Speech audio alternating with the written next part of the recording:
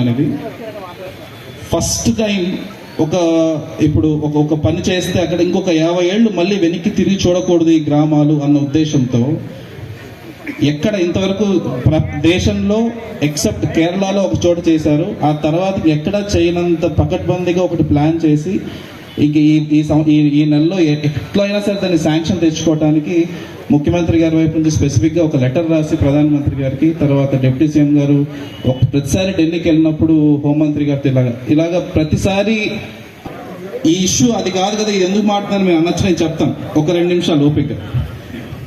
నాకు తెలుసు ఆయన కష్టం అంటే ప్రతిసారి గవర్నమెంట్ వైపు నుంచి ఎంపీ వెళ్ళినా, లేకపోతే డిప్యూటీ సీఎం గారు వెళ్ళినా, సీఎం గారు వెళ్ళినా ఎన్నిసార్లు దీని గురించి కష్టాలు కానీ లేకపోతే మనకున్న ఇష్యూస్ని గవర్నమెంట్ దృష్టిలో పెడుతున్నారా లేదా ఆఫీసర్లు, పెట్టిన తర్వాత డిప్యూటీ సీఎం గారు కానీ సీఎం గారు దీని మీద ఎంతవరకు మనకి న్యాయం చేస్తున్నారు.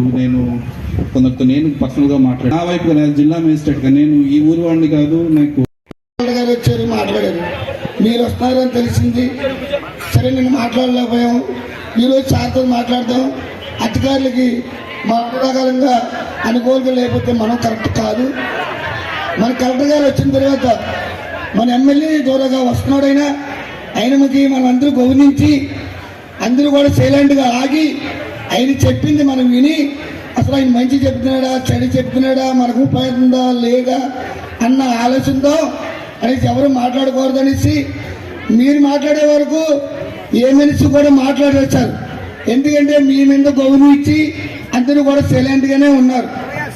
అయితే ఏంటంటే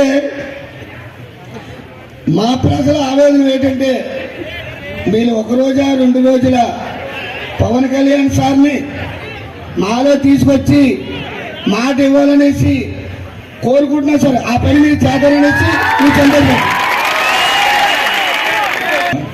ఆయన ఈసారి పిఠాపురం వచ్చినప్పుడు ఎట్టి బస్లో దీని గురించి మీతో కూర్చోక ఆయన మాటగా నాకు చెప్పిందే నేను మళ్ళీ చెప్తాను. ఆయన 100%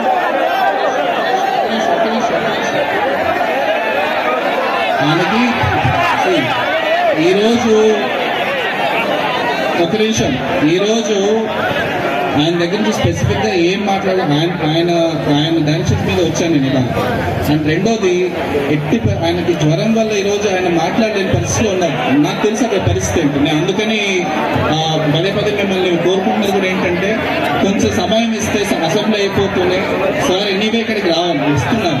సో అక్కడికి వచ్చినప్పుడు ఈ సమస్య గురించి మీరే మాట్లాడుతుంది. దయచేసి అంతవరకు కొంచెం సమన్వయం పాటించాల్సిందిగా నా ప్రార్థన. దయచేసి అర్థం చేసుకోండి. ఆయనకి నాకు తెలిసి ఈ వారంలో అయిపోతుంది అనుకుంటా అసెంబ్లీ కూడా.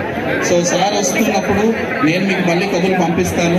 మన సమస్యలు ఏంటనేది మనమే మాట్లాడుకునే అవకాశం ఉంటుంది. దయచేసి అర్థం చేసుకొని సహకరించాలని కోరుకుంటున్నాను. ఫార్మాస్యూటికల్ పరిశ్రమల ప్రభావం వల్ల తమ జీవనోపాధి మీద ఆధారపడుతున్న ప్రభావాలను గురించి ఉప్పాడ ప్రాంత మత్స్యకారులు వ్యక్తపరిచిన ఆందోళనలు, వారి సమస్యలు నా దృష్టిలో ఉన్నాయి.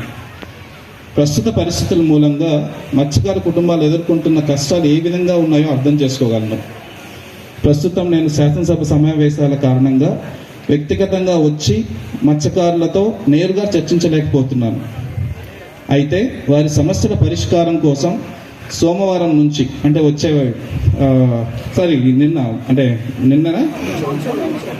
మొన్న సోమవారం నుంచి జిల్లా రాష్ట్ర స్థాయి అధికారులతో చర్చిస్తున్నాం. కంటిన్యూస్గా లాస్ట్ 2 రోజుల నుంచి అట్లీస్ట్ ఆయన ఒంట్లో బాగాలేదు కాబట్టి ఆయన మార్నింగ్ ఒకసారి, తర్వాత కంటిన్యూస్గా దీని గురించి ఎలా చేద్దాం ఏం చేద్దాం అనేది చర్చించిన తర్వాత నాకు వచ్చిన ఫైనల్ ఆయన దగ్గర నుంచి మెసేజ్ అనమాట.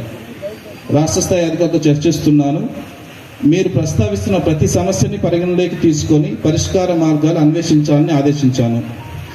కాలుష్య నియంత్రణ మండలి, పరిశ్రమలు, ఫిషరీస్, రెవెన్యూ ఉన్నతాధికారులు, జిల్లా కలెక్టర్తో ఒక కమిటీ ఏర్పాటు చేసి ఇందులో మత్స్యకార ప్రతినిధులు, స్థానిక నాయకులు కూడా స్థానం ఇవ్వాలని నిర్ణయించాము.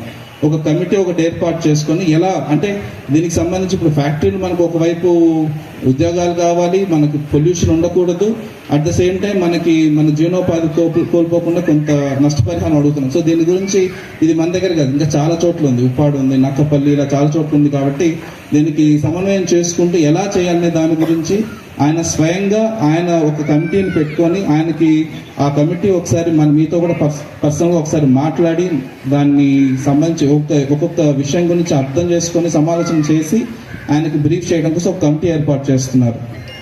సమస్యల పరిష్కారంతో పాటు జీవనోపాధుల మెరుగుదల, తీర ప్రాంత గ్రామాల్లో మౌలిక సదుపాయాల కల్పనకై ఈ కమిటీ దృష్టి పెడుతుంది.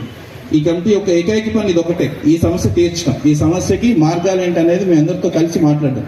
సో మీరు అర్థం చేసుకోవాలి, డిప్యూటీ సీఎం స్థాయిలో ప్రతిరోజు ప్రతిదీ మనం మాట్లాడలేకపోవచ్చు. సో అందుకని ఒక కమిటీ మనకు అందుబాటులో ఉంటే మనకున్న కష్టాలు మన దగ్గర కూడా ఆలోచనలు ఉండొచ్చు. సో ఈ ఆలోచనల గురించి వాళ్ళకి చెప్పడం కోసం ఈ కమిటీ అవసరం. ఆ కమిటీ ఆయన స్వయంగా ఒకటి నిర్ధారించి పంపిస్తామన్నారు అన్నమాట. నష్టపరిహారం మదింపు గురించి ఈ కమిటీ చర్చిస్తుంది. ఈ కమిటీ మత్స్యకారుల సమస్యలను అధ్యయనం చేసి అమలు చేయదగిన సిఫార్సులతో కూడిన నివేదికను సిద్ధం చేస్తుంది. ఆ నివేదిక ఆధారంగా ప్రభుత్వం తగిన చర్యలు తీసుకుంటుంది. ఇప్పటికే వీలైనంత త్వరగా పరిష్కరించాల్సిన సమస్యలు అవి ఏంటి అనేది కూడా నేను మాట్లాడతాను.